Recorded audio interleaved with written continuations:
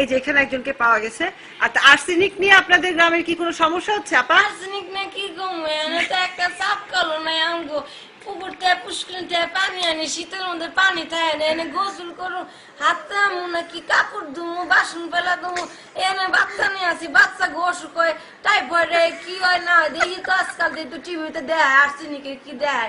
চাপ কলতা আমগো না একটা সরকারে যদি আইসা আমগো একটা চাপ কল করে দেয় তাই তো হয় একটা সবাই মিলেমিশে একটা পানি খামু ওইটা তো করতেছি না আমগো জামাই যায় সারাদিন কামে আমরা কেন পানি ফুটামু রান্না করুন না বাচ্চারে দেহ গেদারে নিয়ে আসি 24 ঘন্টা ভাল লাগে না কি করুন না করুন খেত দেখতে হয় ধান শুকা দিতে ধান উঠা কত কাম কত কাজ আমগো কাজ আছে না কাজ করি না আমরা এর মধ্যে কি সময় আছে এই সব কিছু করার তার মধ্যে এখন আপনারা এই